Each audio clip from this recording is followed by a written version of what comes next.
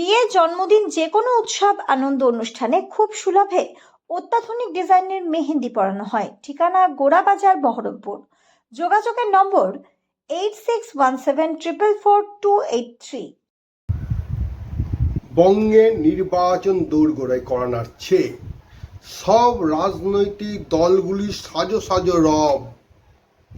পিছিয়ে নেই ভারতীয় জনতা পার্টি বিজেপি, তারাও কিন্তু পিছিয়ে নেই এই মুহূর্তে। কিন্তু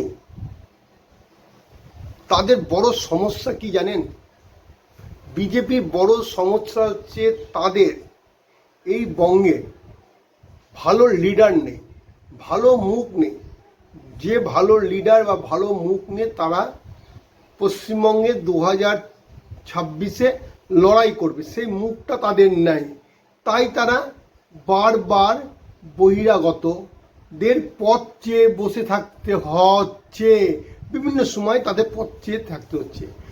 কখনো অমিত শাহ, কখনো রাজনাথ সিনহা, তো আদিত্যনাথ যোগী বা ওদের সর্বময় কর্তা নরেন্দ্র মোদীর পথ চেয়ে চেয়ে বসে থাকতে হচ্ছে। খুব আশ্চর্য লাগে যখন ওরা ড্রেসে উঠে, মঞ্চে উঠে বক্তব্য রাখে। তাদের সেই হিন্দি বলাইয়ের বক্তব্য, যে হিন্দি বলাই বাংলার মানুষ, সরল সাদা সিধা মানুষ, গ্রাম বাংলার মানুষ, তারা কিন্তু তাদের ভাষা একদম বুঝতে পারে না। তারা এসে কি বলে? রবীন্দ্রনাথ ঠাকুরের নাম বলে, রবীন্দ্রনাথ ঠাকুর বলতে পারে না। বঙ্কিমচন্দ্রের নাম বলে, বঙ্কিমচন্দ্র ঠিক উচ্চারণটা করতে পারে না। বাংলার মানুষ কিন্তু মেনে নিতে পারে না। তাদের আবেগ রবীন্দ্রনাথ, তাদের আবেগ বঙ্কিম, তাদের আবেগ নজরুল, তাদের নামের উচ্চারণ যদি ভুল হয়, বাংলার মানুষ কি মেনে নেবে বলুন তো?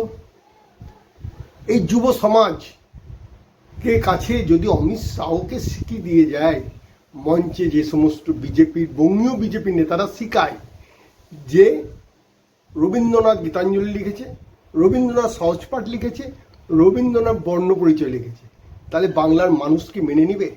বাংলার মানুষ কি মেনে নিবে যে বর্ণ পরিচয় রবীন্দ্রনাথ লিখেছে? এরা সেই ভুলটাই বারবার করে। এদের ভাষা গ্রাম বাংলার মানুষের এই কান্দে ঢুকায় তো ও কান্দে বেরিয়ে যায়। তাদের ভাষা মাথার উপর দিয়ে বেরিয়ে যায়, কেউ বুঝতে পারে না ভাষা সমস্যা। তাই বাংলার একটা সৃষ্টি, বাংলার একটা কালচার আছে, সেটা বিজেপি কিন্তু বুঝতে পারছে না। তাই বলি, বিজেপির বহিরাগত নেতারা যত এই বাংলায় আসবে, তত বিজেপির ভোট কমবে। আর এদিকে পল্টিবাজ শুভেন্দু অধিকারী বলুন, দিলীপ ঘোষ বলুন, শ্রমিক ভট্টাচার্য বলুন, এদেরকে মানুষ ভালো চোখে নেয় না। শুভেন্দু অধিকারীকে কি ভালো চোখে নেয়? আজকে যেদিন থেকে শুভেন্দু অধিকারী তৃণমূল ছেড়ে বিজেপি জয়েন করেছে, একটা উপনির্বাচন উনি জিতেছেন, একটা পঞ্চায়েত নির্বাচন উনি জিতেছেন, একটা লোকসভা নির্বাচন উনি জিতেছেন। ওর জায়গাতে পারিনি বা এবং কি সব দুঃখ লাগে, সমবায় নির্বাচনগুলোতে এই শুভেন্দু অধিকারীরা হেরেছে। তাই বাংলার মানুষ ওদেরকে মেনে নিচ্ছেন না। তাই বিজেপির অবস্থা হচ্ছে শাকের করাত। বহিরাগত এলেও বিজেপি অবস্থা খারাপ। আবার এই দিলীপ ঘোষ, পল্টিবাজ শুভেন্দু অধিকারীরা থাকলেও এই বাংলায় বিজেপির অবস্থা খারাপ। তাই সময়টা বিজেপির খুবই খারাপ যাচ্ছে।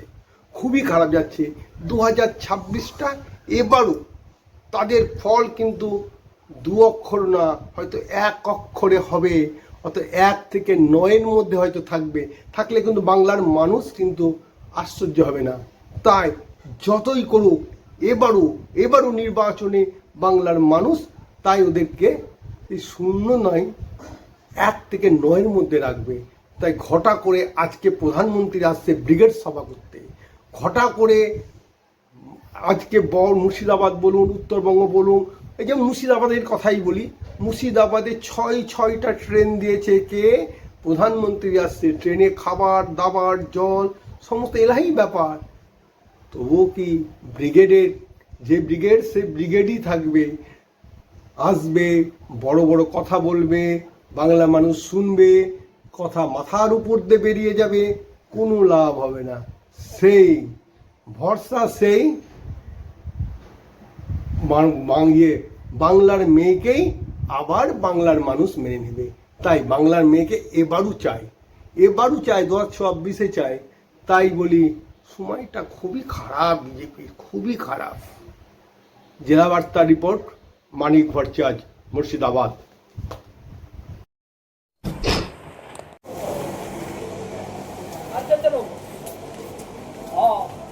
আমরাও টাকা দরকার নেই, এতে সুন্দর খাওয়া দরকার নেই।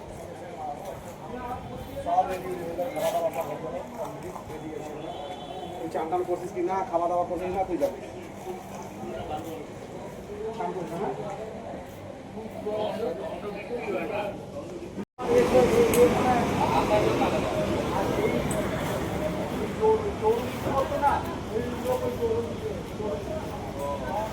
আর 21 জুলাই অনেক লোক